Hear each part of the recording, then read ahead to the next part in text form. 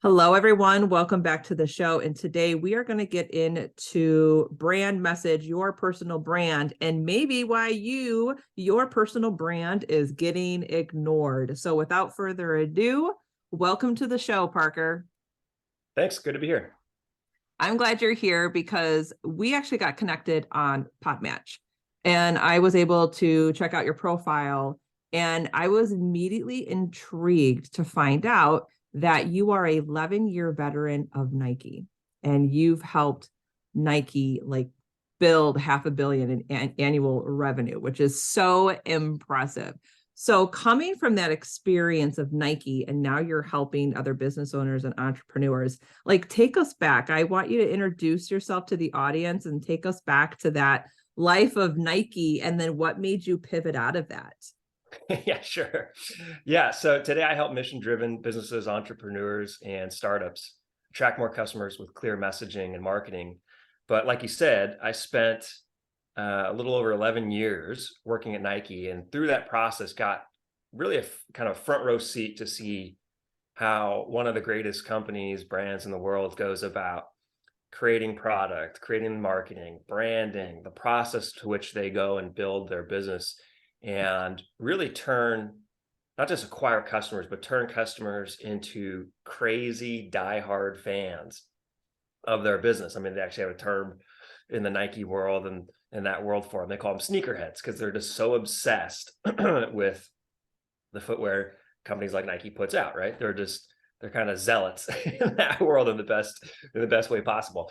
But you know what so through that process, seeing that and just getting through that experience and just being around that area, started to slowly realize that what makes Nike successful isn't just that they have endless resources. I mean, they don't have endless resources, but they have lots of resources. And it's not just Nike too. It's basically any billion-dollar brand. They have access to billions of dollars that they can throw at their marketing. And many people may just think, well, they're successful because they have endless money to throw at a problem. Well, that is true to some extent, but it also can just be a fast way to burn a bunch of cash and just crush your business. But if you actually start to really look at, well, why are brands like Nike or Apple or any of those brands that we know really well and why are they successful? And it really comes down to a handful of key principles of branding, messaging, marketing that really any business should and could do, that we can apply to our own businesses, no matter what size, what kind of business we're in. And so through that, I got to a point where, it's wonderful to be at a place like Nike where what you work on impacts millions. But I just started to slowly realize, gosh, there's a lot of really cool businesses and people out there with great products and services that I can see aren't going about this the right way. And because of that, they aren't reaching their ideal customers, their ideal clients. And I just wanted to go help them out. So I kind of slowly started doing that. And through that process of helping owners out, I did this when I was still working at Nike. I started this on the side, and I helped some buddies out with their business. And that first text I got from them that hey, we just sold something on our website for the first time ever. That text message was mind blowing to me and the most rewarding thing I had done in quite a while. I was like, uh-oh. I got the bug now. I got to go keep doing more of this. So that's kind of the long and short of how I've gotten to where I am today. And I think that's really cool that you took what you've learned with being with Nike so many years, that you've taken that and now you are sharing your knowledge and you're serving other people so they can really just take those tools. Because really that at the end of the day, that's what it is. It's a couple of tools, but putting them, together neatly, and, that's when you can have that finished product or service to put it out there and actually make revenue and build your community and get those raving fans like you were talking about through totally. Nike. Because I think all of us, when we are starting a business and we're building a personal brand, I think when you said Nike, you said Apple, we immediately think recognizable or memorable. And that's what we all want, right? We want our brands to be memorable. So I'm going to come out of the gates with this question. We'll start a different way. Why do you think most personal brands or businesses are being ignored? What are they doing wrong? Let's tackle that first. Yeah. I think there's a handful of reasons, but I think so. I'd say there's probably three main things, and we can jump into a little bit of them. But I think the three main reasons people are being ignored and they can't stand out is because they don't know the right way to approach their marketing, right? To getting people to be aware of who they are. And so that kind of comes down to a couple things. And the first one is they don't know who specifically they want to target, who their ideal customers are. And this is really where Nike and any brand like Nike spends a lot of time.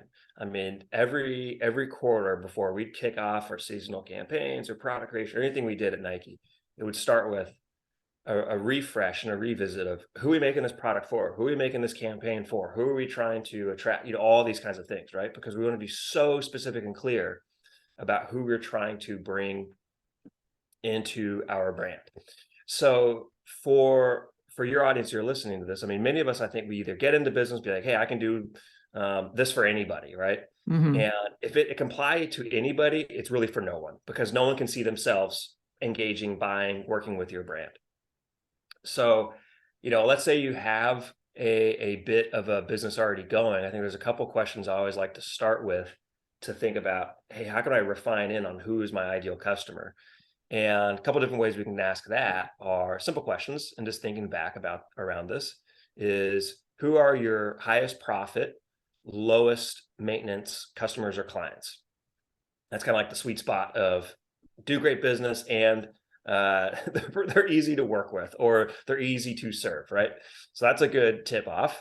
So another question you can ask is, who refers me the most to other businesses or clients? Basically, what we're doing with these kind of first questions are trying to figure out who our biggest fans are, right? Another question you could ask are, what are the business or brands that get you most excited to work with?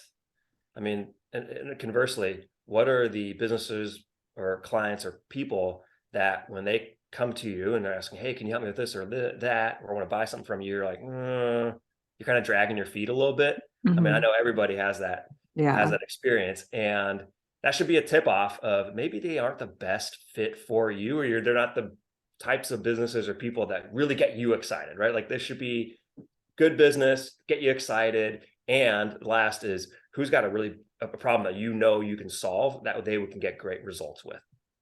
So that's where I try to focus and rein that in on who are those ideal customers. And so many people, whether they're starting out or they're into business, we're just in the get it done mode, that we don't stop and go, hey, wait a minute, we've been doing this for a bit. Where have we seen the greatest success in this?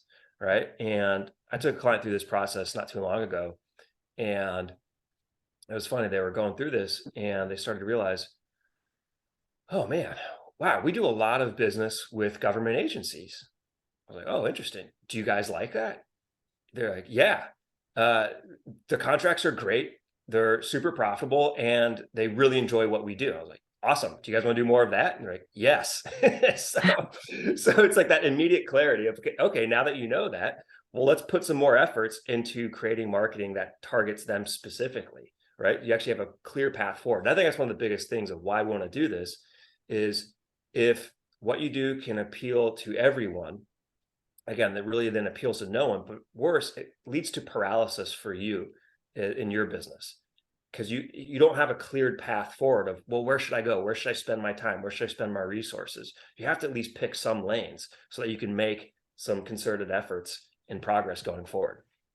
So I think that's kind of the big thing first is they don't know what or who they want to attract. The second really big problem is, and why they're being ignored, is frankly, they don't know what to say. And this comes down to messaging. And there's I'll break this down into a couple problems of what I call messaging mistakes. There's 4 big ones. And this is really what holds your message getting out there. And in a world now where it's so noisy, there's so many people, there's so much stuff going out there. And now you got AI things that are just pumping out more stuff. It's just even more crowded, right? Because there's more noise out there. So making sure you have a really clear message is so important to be able to cut through that to reach your ideal audience. But So a couple things that we need to make sure we're avoiding. And the first is what I call being a me monster. So one of my favorite comedians, his name's Brian Regan. He has this awesome bit, and I'll do my best to say this and try not to ruin his joke, his little punchline here. But he always talks about, whenever he goes to a cocktail party, a dinner party, he always ends up getting cornered by that one guy that's the me monster, the one that's, pounding his chest, bragging, talking about his expensive homes, vacations, blah, blah, blah, me, me, me. It all ends up being about him. And he says, punchline goes, and that's why I wish I was one of the 13 men that walked on the moon, because no matter what, when I get cornered by a me monster, I could trump him with the ultimate trump card. I could say, and that reminds me of the time I walked on the moon, and it would shut him down. So anyways, long story short is so many of us think that we have to talk about ourselves. We have to talk about our accomplishments. We have to talk about our businesses to prove our worth to our customers or clients. But when you're doing that, all it comes off is you're coming off as the me monster, like that guy that's bragging all the time. And nothing drives people away faster than being a me monster. And that's what we need to understand is nobody cares about our business. They only care about how our business helps them out. And if you look at any ad of Nike, Apple, like Amazon, any ad you see on TV, you see that perfectly. They almost never talk about their business. They only talk about how their products and services help their customers out. And I see this so many times, especially on local TV, like you'll see an ad from Amazon or something, and then there'll come an ad for a local car dealership where the 30-minute or minute spot is all about the car dealership, their family, how long they've owned the dealership, blah, blah, blah, blah. And I'm like, I have no idea why I should even come to your dealership. You haven't talked about what I want, and I'm your customer, right? Mhm. So that's really what it comes down to. We've got to be able to talk about our customers and not our business. So don't be a me monster. I The love second, that too. I love that analogy because it almost makes me think of like a really bad elevator pitch. mm-hmm. If someone is just spouting off what they do, and then you get to the lobby and you're like, well, yeah, I know what you do, but yeah, what Why? does it have to do with me? Yeah, right. Right? Yeah. Yes. Yeah, exactly. And that's a question we need to make sure we're answering is your customers are thinking, what's in it for me? Mm-hmm. What's in it for me? And if you're rambling on, you're going blah, blah, blah, blah, talking about yourself, and you're like, okay, I'm tuning you out. I got nothing. And that's where you get the responses a lot of times of people will be like, uh-huh, okay. Yeah, the non-answer answer. And like, hey, look at that. Hey, good for you. And then it's just gone, right? Like they're just brushing you off because they're going, I got no idea what this person does, or I don't really care. So if you're getting those kinds of responses, check that, right?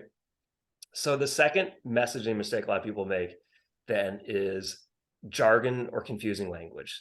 Jargon is, whether I'm sure your audience too, they're probably experts in their field in some way, Mm-hmm. right? Something they know, something they've learned, something they have a skill set, or they've created a product or service that they know really, really well.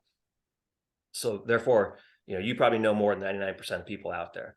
So because of that, we forget that our customers, our clients, they don't know as much as we do. So if we're using that kind of insider language, jargon, the way we talk about our business to our customers, we're basically speaking French and they only speak English. And I think the worst, not to pick on them, but the worst are tech companies. Tech companies are the worst at this. They use all the acronyms and like all these complicated language and words, and you're like, I got no idea what they're talking about.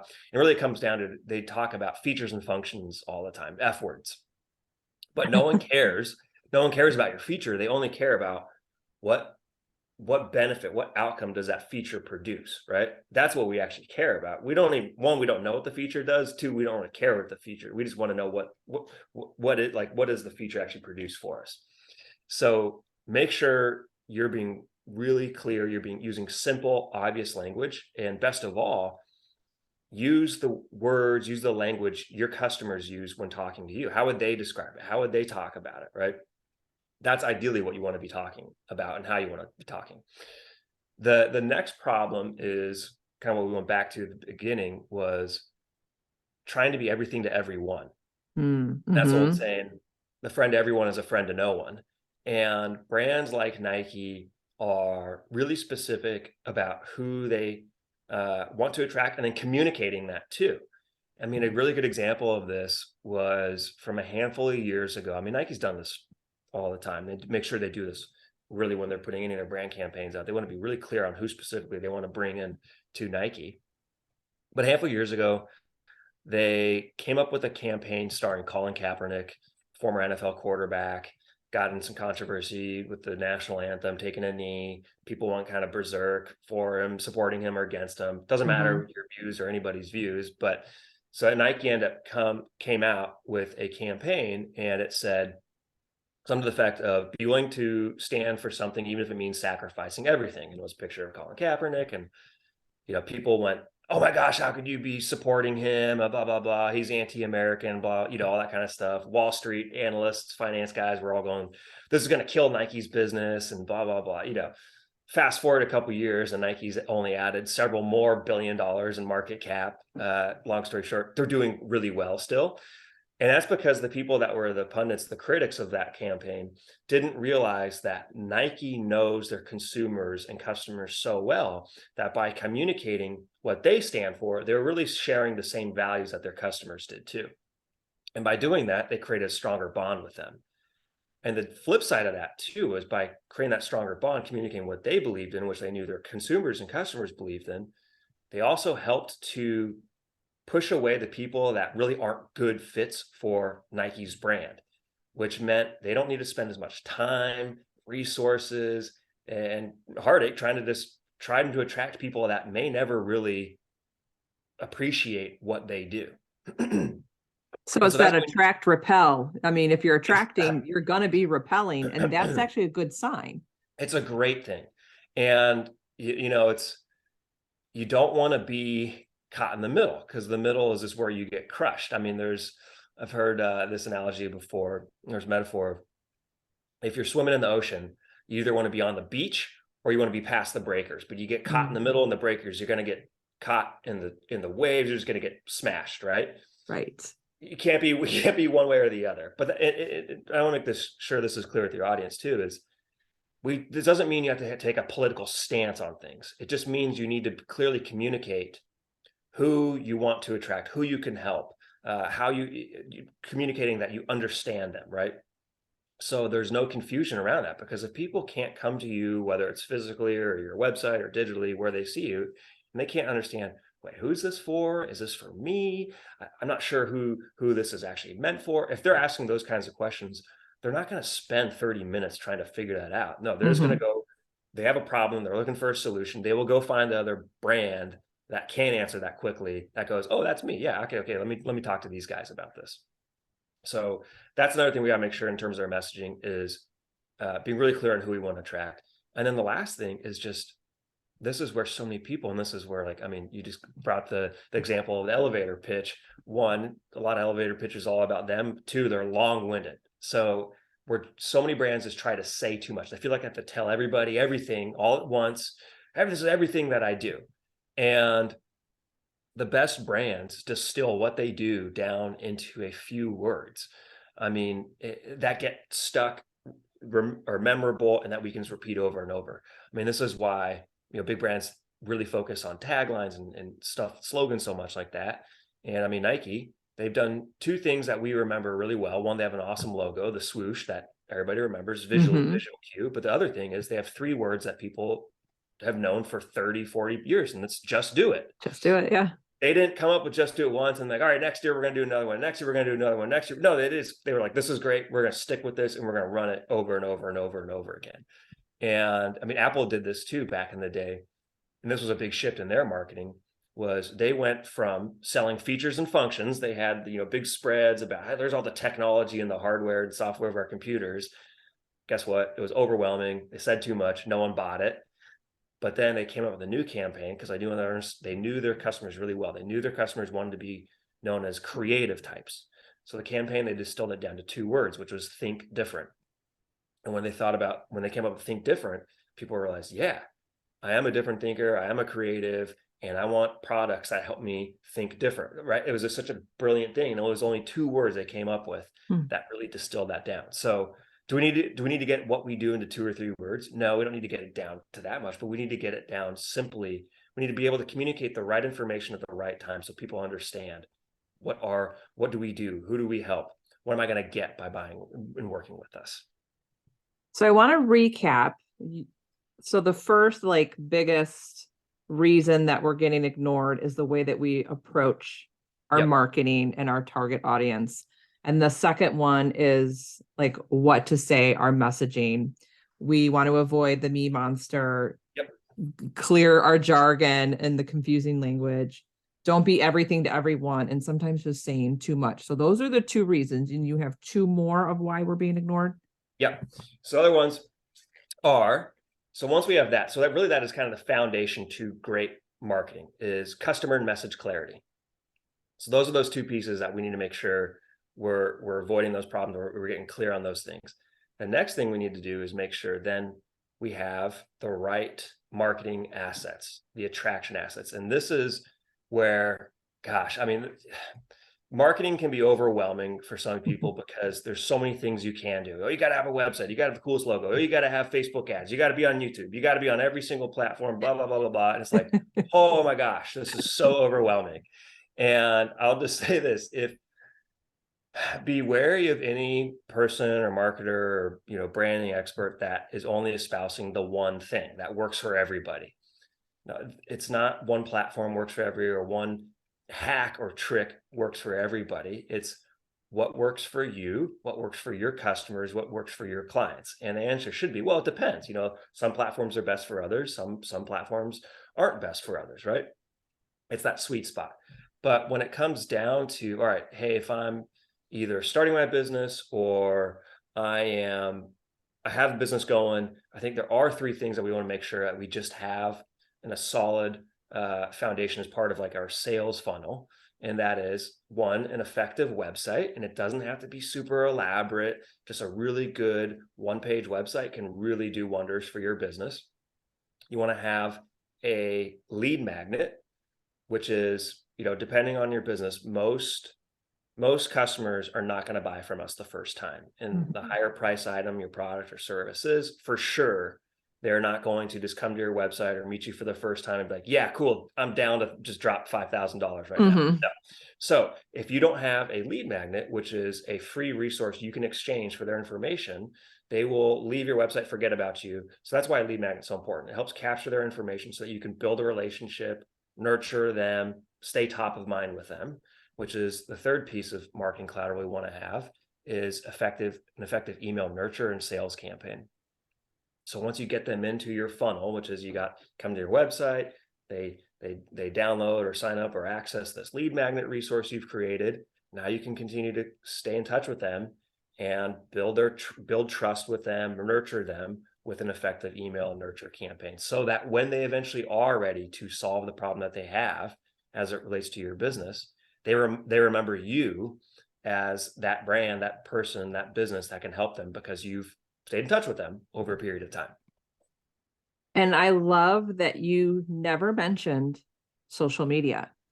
And I try to drive that home all the time with my audience. Like, yes, there is a place for social media. There is time and place to build camaraderie and community. But at the end of the day, I am a firm believer you do not want to solely build your business on rented land.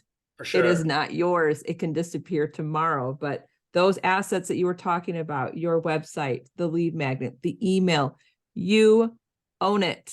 It is 100% yours. That's and right. That is really how you want to not only build, but grow that brand and that business. So hallelujah. I'm so glad you didn't say social media. We are on the right page. Yeah. No, I mean, and social media is fantastic. It's wonderful. But again, that's where I see whether people are starting out or they're in business for a while, they believe in the fallacy. I got to be at all places at all times, all platforms. No.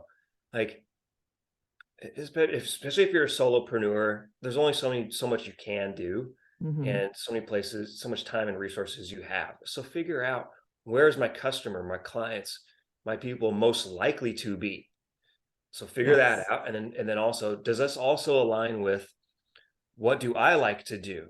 If you hate to make videos and create videos and do social media like videos and stuff, then TikTok's probably not going to be great for you, because you're probably going to try and go, I can't stand this, I hate it, and you're going to quit after 1 week of doing it, right? So it's finding that, hey, I like to write. Okay, great.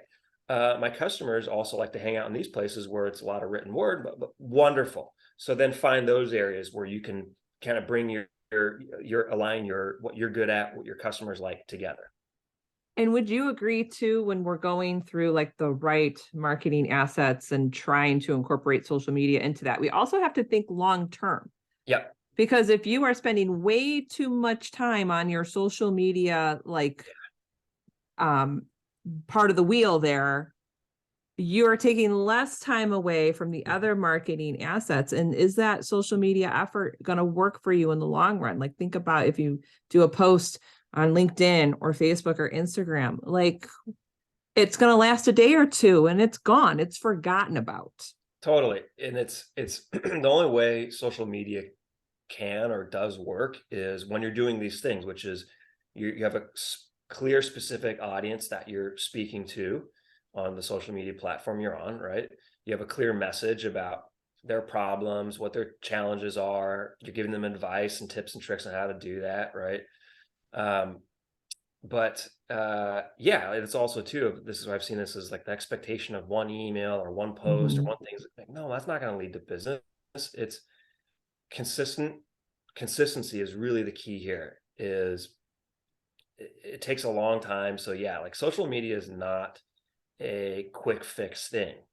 It's something you have to commit to over a long term. And over the long term, it can be great for you, but it takes a lot of time and consistency to do that. And so you need to fix that. You need to have that balance of what are these short-term activities I need to do that can keep my business going forward and win me clients or customers or business right now. And then mix that with also what are the long-term activities that will grow my influence or grow my audience, grow my customer base. So it's finding that balance of those two activities. So you Yeah, can't just take your eye off of one or the other. right. I agree. Oh, so well said, Parker. All right. What is the fourth reason why we're getting ignored? Yeah. So the fourth reason is the old random acts of marketing. And that is so many businesses don't know what they need to do when. And this is it's the right thing at the right time. And this is where brands like Nike, Apple's, Google's, all these guys, it's nothing they do is by chance or like, hey, let's go try this thing. It's like they follow a step-by-step process to go about creating their marketing, their branding, these campaigns that they're doing out there, right? And we need to apply that uh, to our own business in the same way too. So that's what we're talking about right now is, so first, that is getting really specific, customer and message clarity. Who's your ideal customer? What are the words, the message you need to create to actually get them to pay attention? Two is, what are the key marketing attraction assets you need to have to when they become aware of you, that they engage with your brand? And then three, what is the actual system you're putting out there to get people to know you, to learn about you, to understand you? And that's where I break it down, what I call the 3 Bs: build, borrow, and buy. And build is the content, building the content that gets people to know you and like you and trust you. That can be, again, it can be what's best for you and your brand, your customers. Is it blogging? Is it social media? What are those different things that you can commit to over long term to nurture people, to move them forward in their buying journey? The other B, which most people want to jump to, is buying. Oh, paid ads, Facebook ads, traditional media, whatever. That's wonderful. Can be a fast way to burn a bunch of cash if you haven't tested these things out. And so, if you think about buying, that should really only be the last step in your marketing process.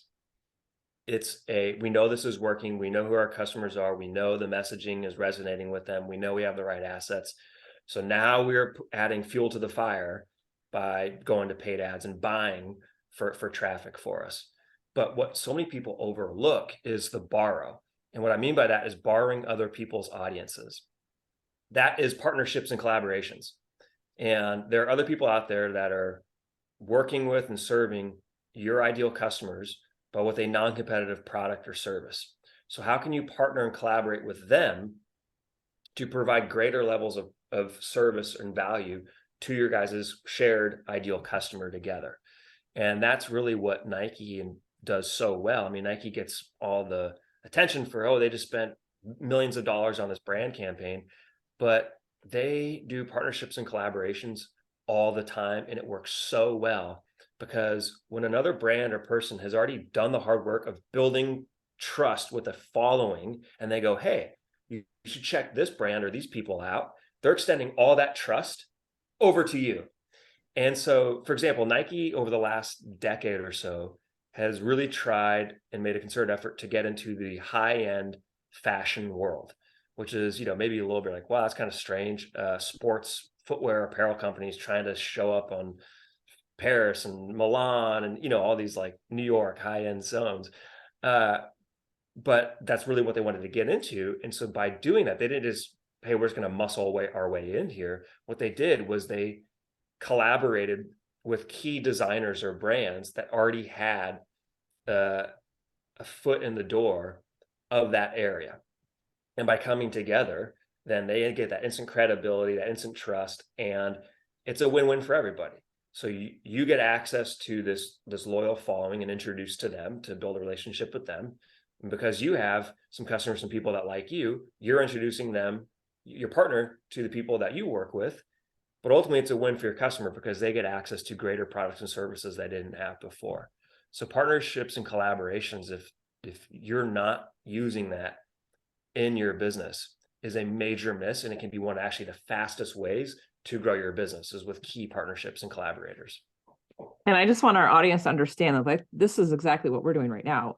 Is I'm having you as a guest on my podcast. Yeah. So being a guest on podcasts is a great way to get that visibility. Another way is to do guest trainings and other entrepreneurs' Facebook groups, collaborate on a social media post, write a guest blog post for someone else's website. Like, all of those are just such great ways to expand your visibility, get that foot in the door, and you're exposing yourself to a whole new audience. So that works like tremendously. That's my favorite way to work, really.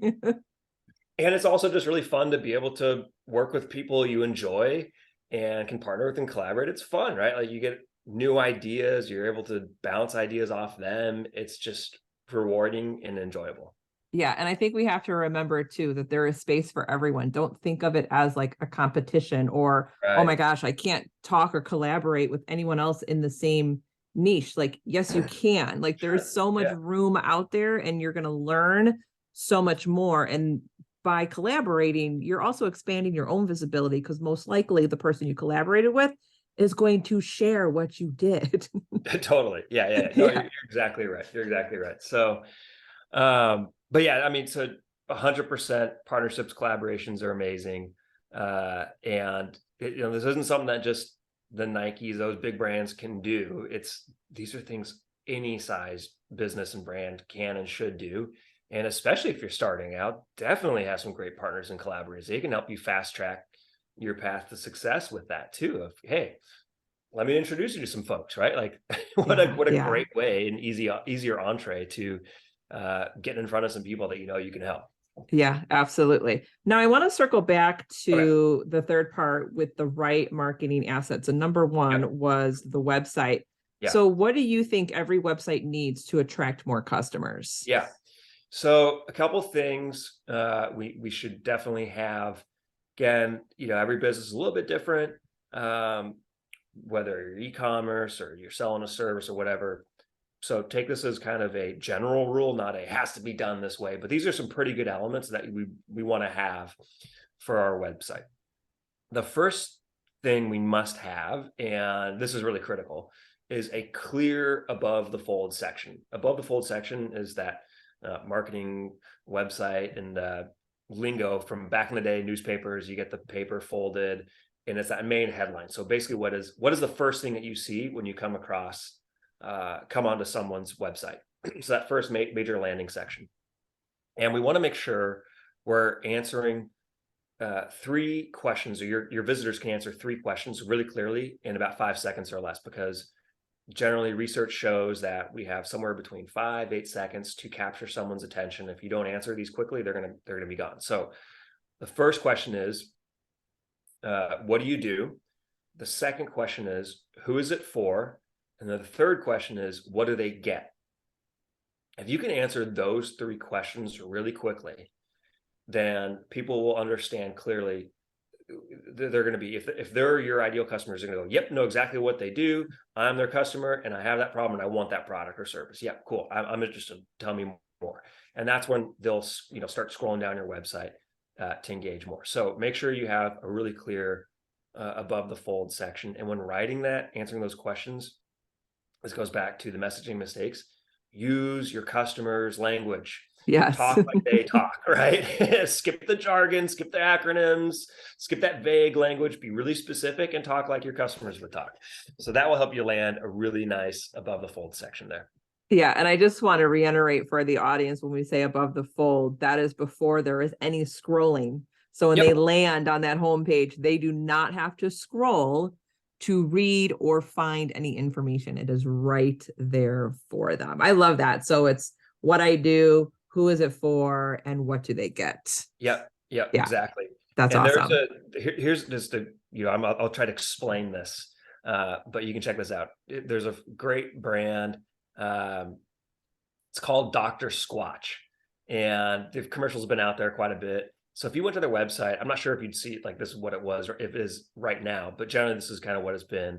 And if you go to their website, what you'll see is first is a clear picture of some bar soaps and deodorants. So you're like, okay, they make personal hygiene products. And then they've had a main headline and sub headline that said, smell like a man, feel like a champion. So in 5 seconds, I go, all right, they make bar soaps, deodorants, personal hygiene products. It's clearly for men. And the outcome is I'm going to smell like a man. I'm going to feel like a champion. Okay, great. Like, now, not everybody listening to this is a man that wants to smell like a man and feel like a champion. But if you are, like, you go to their site and go, I know exactly what these guys do.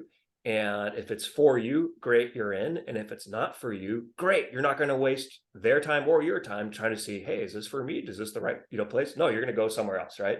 So they make that, they knock it out of the park, and it's so good. And they have a fun brand too. So it's pretty humorous, a lot of stuff they do. But a great above the fold section.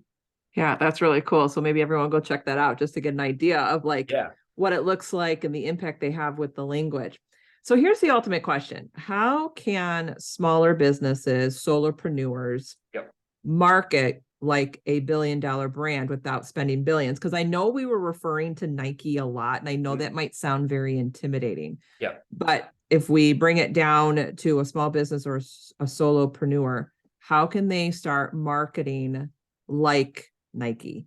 Yeah. So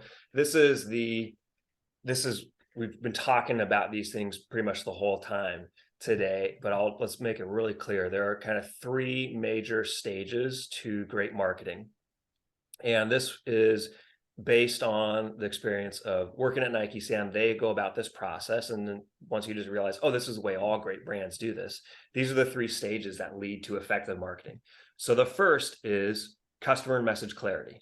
And I'm probably sound like a broken record here, but it's so important because this is where we would spend so much time. I mean, people probably think like, oh, Nike, like they go and spend a ton of time on the creative or the campaigns and blah, blah, blah. You'd be surprised how much time they actually spend on who and what are we going to say to them, because it is so important. So going back to those original questions, who's your ideal customer? Who can you help?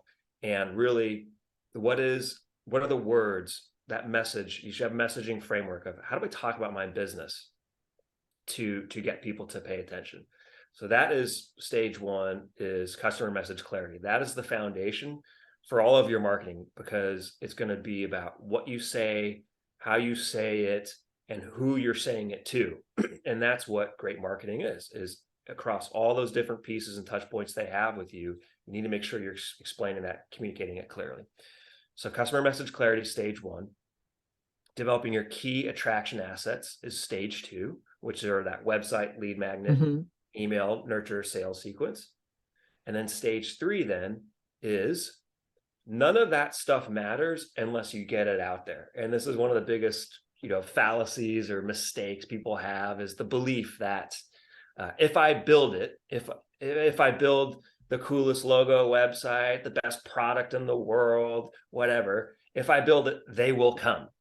And that's what we need to get over. If you build it, they will not come. You have to give your customers and clients a reason to come to your brand, right? And so that's where really the marketing hits the road, is your attraction system. What are those activities you're doing to get people to know you, to become aware of you, to understand, oh, they're helping these people, they're helping them solve these problems, and this is what they do. And that's where it goes back to that, the three B's, the build, borrow, buy. So those are the three stages: customer message clarity, develop your key attraction assets, develop a key attraction system to bring customers into your brand. That's how you market like $1 billion brand. And that doesn't have to cost you a fortune. A lot of that Right. can be done on your own. And Exactly. I want to make this clear too, of they're in those stages in that particular order. So many people jump to the end, or they want to go to the website or these things, but they don't even know who they're trying to attract, what they're saying to them, right? Do it in that sequence, and everything will be built off of the last stage. And so it'll be better, it'll be sharper, it'll be more effective. Parker, this was awesome today. You nailed it with everything as far as clear messaging. So before we end our conversation, please share where the audience can find your work and learn from you. Yeah. So you go to my website, parkertnash.com. I also have a free resource for your audience. It's called a 3-part business boost. And it's 3 quick videos that will essentially show you a lot of those kind of key marketing assets done the way a Nike would, but for your own business. So you can go to parkertnash.com/boost to get that. And then I am most active on LinkedIn. And to my knowledge today, there's not a whole bunch of Parker Nashes out there still. So you can just punch my name in there, find me on LinkedIn, and connect with me and send me a message. I'd love to talk. Awesome. I will make sure it's in the show notes. And thank you so much for being here today. This was such a great conversation. Yeah, likewise. This has been fun.